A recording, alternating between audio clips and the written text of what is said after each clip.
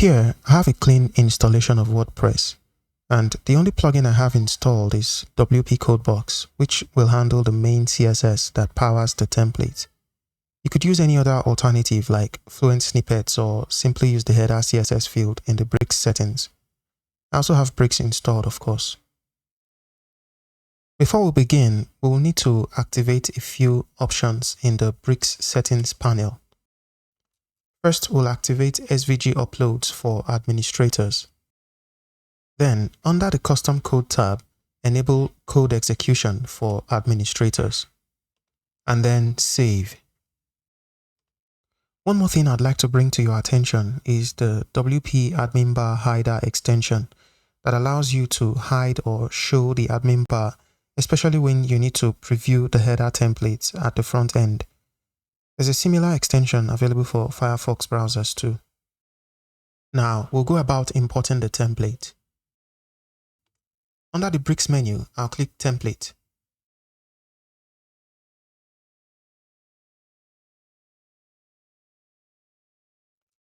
Now, I'll upload the JSON file that comes in the zip file you downloaded and extracted. Next, I'll add the template CSS inside WP Codebox.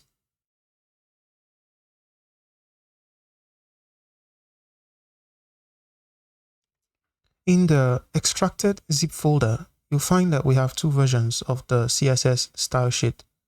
One version is for vanilla bricks if you have no extra CSS framework installed, while the second version is useful if you have automatic CSS installed. The only difference between both style sheets is that the ACSS version uses ACSS variables for the initial settings, just to give you a starting advantage.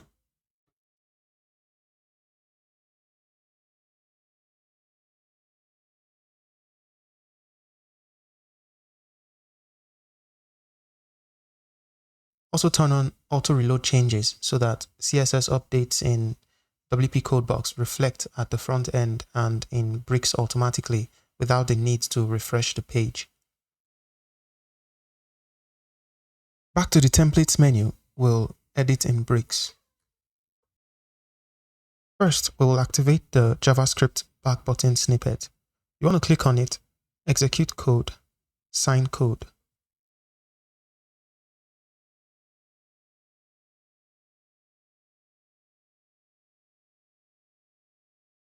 Then we'll preview at the front end. You should see that it's already active.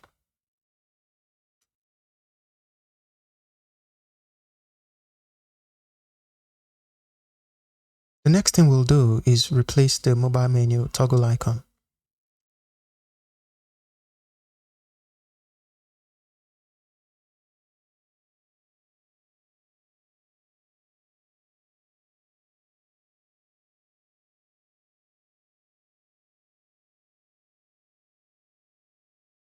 Select the toggle element and replace the icon with our animated SVG icon. I already have it uploaded here, but you should find the file included in the zip folder you downloaded. Now that's all you need to do. Save and preview changes.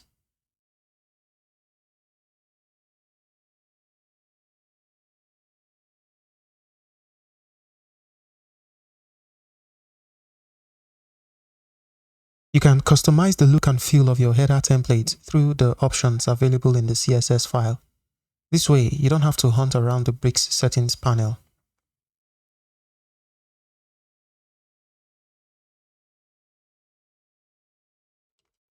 I already have the settings marked out at the top of the CSS file for easy access. Although, if you know what you're doing, you can go ahead and make further modifications to the rest of the style sheet. For this example, I'll start by modifying the font weight. Now, when I save and preview, the Nav Links across the header template should become bolder. I'll also like the caret to match the weight of the Nav Links by adjusting the caret width.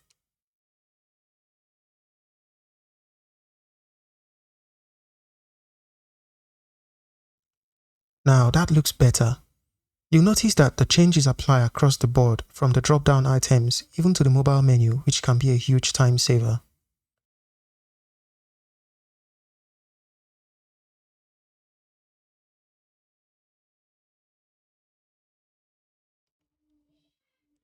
You can also change the look of the nav links, such as the link color, the link hover color, and even the link background color to fit the style of your website.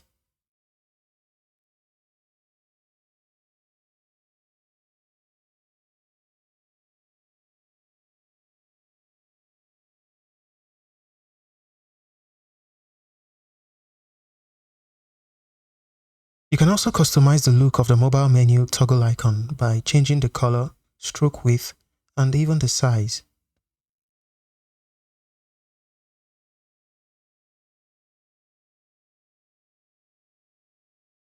You see the background, which was initially transparent, now has a solid color. Now I'll also change the stroke width and the stroke color.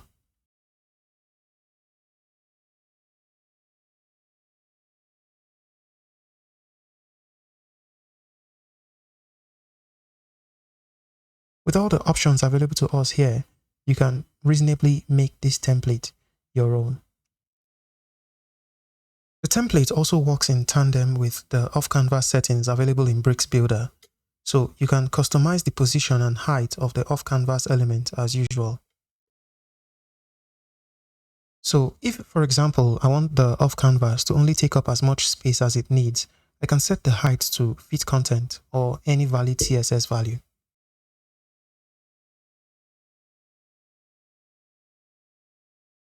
Now you see the mobile menu only takes up as much space as the top level menu requires. The submenus also adapt to this height. You can also change the physical position of the menu, and everything should still behave as expected.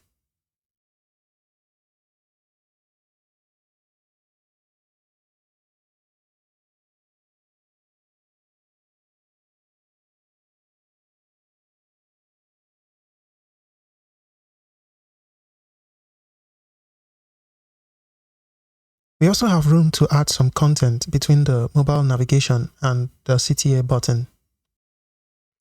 I'll add a block element between the mobile nav and the button block.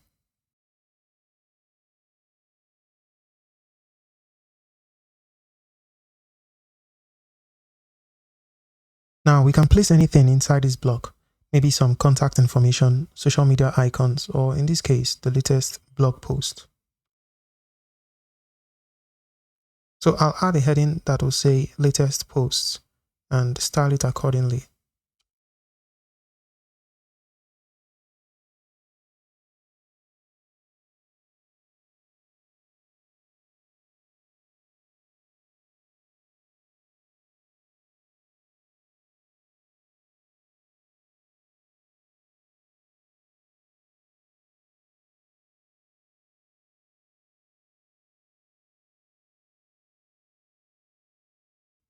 To save time, I already have a postcard template which I'll now import.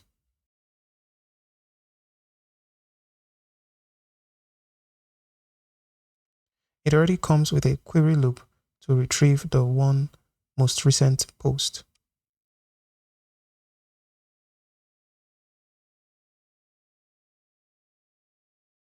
Here's how it looks in front. So you can fit in as much content as you want here, and the canvas will let you scroll. Now, what if you need to customize the contents of the off-canvas navigation? Well, by default, the Bricks of Canvas comes with this content block, which holds everything that you'll need or everything you are going to place in there. So think of the content as your canvas. You cannot even delete it because it's part of the off-canvas element. Now, inside the content is where everything that you see here on the screen lives. Now, as part of this template, I've added the mobile nav block, which contains all the navigation.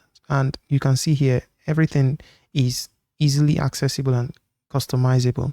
So, for example, the home link, the about, all of these things are list items here, which have the li tag. So if, for example, you need to modify them or change up something, you can go ahead and duplicate this one and add something else like partners. The only thing is, if these styles are going to be implemented on these things, you have to ensure that the HTML tag is intact. So each link here is contained inside of a list item, which is inside of this UL, the unordered list. So as long as you have the HTML tag and the nav link intact, then you shouldn't have a problem. Let's say, for example, I need to create my own item inside the list. So I can add in a new block. Maybe we need to make this a link for our work or the portfolio of work. So I'll come here and add in a text link, or just search for link, text link. Because everything you see here is actually a text link, just relabeled to be nav link. So if I add a text link, you can see it doesn't look like anything. It's just floating there. So what you want to do is apply the right HTML tags. So for example, this is the UL. So this is a list element. So I'll come here and change this to li. And then I'll come here and also change the text link here. Make sure it's a link. So change this to internal post and search for a page. Now you can already see it's adopting that already. Or we could do custom URL if you're not ready to use it yet and just put the hashtag. The whole point here is that it needs to link to something for it to be recognized as a link. Otherwise, it's just a text element and Bricks or the code will not recognize it as a navigation link just yet. So the key here is to ensure, number one, you have the right HTML tag, which is li, and you have your nav link or your nav item, an actual link, very important. Then the CSS styles will begin to display. The drop-down items have also been designed to be as straightforward as possible because most of the heavy lifting has already been done with the CSS snippet which we installed in WP Codebox. We just need to know how to structure it and label the drop-down items so it behaves and acts just like the others. Now, one way you could do this if you need to reproduce a drop-down to save time is just duplicate one of the pre-existing ones in the template and use that. But if, for example, you've already deleted these extra drop-down items and you need to reproduce it from scratch, I think that should really help to see how it works. Firstly, let's look at the contents of this drop-down. And for this example, I think I'm going to remove this block that I've added so we have space to see the rest of what we're doing. So I'll delete that block and everything should be visible now. Now, inside this drop-down item, you can see we have the back button, the nav links, and another secondary drop-down, which leads to level 2 for this multi-level menu. Now, to see how it's structured, firstly, you see every drop-down comes with the content, then the nav links. But the back button, we've had to add it ourselves so we can easily navigate to the previous level. But I'll show you how we created this back button. So you can see this back button is actually a button element. I'll reproduce this so you can follow along and see how it's laid out. So I'm going to come here, select the list and add in a drop down. So I'll drag this up here.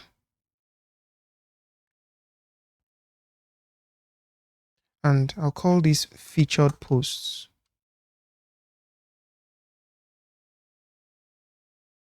And you can see by default, it comes with the content block, which of course you cannot delete because it's part of the element, and then 2 nav links. But right now it's not looking anything like the other drop-down items that take up all that space. So we will adjust them accordingly. Firstly, select this drop-down up here and we need to flip a few switches. You want to go under content and set the position to static. That should force the child items to occupy physical space on the off canvas. And one more thing I'll recommend you do is turn on the multi-level feature. Now, what this does is give you the possibility of adding new levels. Even though you're not going to add new drop-down items inside here, it's nice to just have it on. We will add in the back button, and the back button is also just as straightforward because everything is already been set up for us in the CSS snippet. So I'm going to add in a button, an actual button from Bricks. Then I'll label this back. Now, there are two things that are most important for this back button to act and function like every other back button that we've added here. Firstly, it needs to have a class of drop-down back. Then the HTML tag should be set to button. And straight away you see it already adopts the behavior and look of all other drop-down buttons. Now, if I save this, and remember this is our new drop-down here, you see we have this drop-down and our back button is also here, and it works just as well as every other back button. Now, if we need to add a new level for this drop-down just so that it acts like this multi-level drop-down item that you see here, we can do that by simply adding another drop-down, and that's pretty much it. I'll come here, make sure we're inside content, and I'll search and add another drop-down element and save. And straight away you can see we have this drop-down and the second level drop-down as well with its own back button. Everything is already been prepared and taken care of. The most important thing is that you flip on these switches here for this first, the parent drop down. You don't need to adjust the switches anymore for the secondary drop down. So keep in mind that that only needs to be done for the parent. Just make sure to set the content to static, and the multi-level feature is enabled. Now, while we're still on the drop down, what if we need to introduce a query loop such that the contents of this drop down are populated by a query loop? For this example, I'm just going to query the latest or the recent posts on this website. So I'm going to make these nav links be generated from the query loop. All we need to do, I'm going to delete this first. Then all we need to do is wrap this nav link in a block, because unfortunately in Bricks you cannot assign a query loop to an individual element like this one. So it needs to be a div or a block element. So I'll right click and wrap it with a block. Now we have access to the query loop, but unfortunately we've lost the styling and the behavior of the nav link. So to restore that, you just need to change the HTML tag to li, and it should inherit the style. Now, if nothing happens or it doesn't inherit the style, you can try refreshing the canvas or clicking out of the element.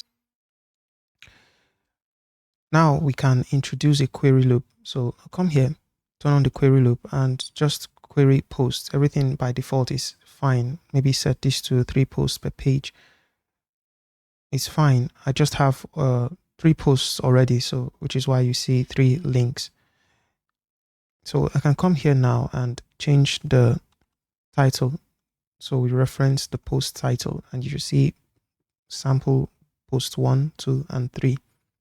Those are the only 3 posts on this website, so that's why we see those 3. And when we preview at the front end, you can see the drop down here displays all 3 posts from the query loop, and however many posts you want to reference here, as long as you have your query loop properly configured, you should have all those posts listed down here, and it works just as usual as you would expect. So that's pretty much how to customize and really own the drop-down items. If there's anything else you do not need, like these extra drop-down items, you can go ahead and just delete them.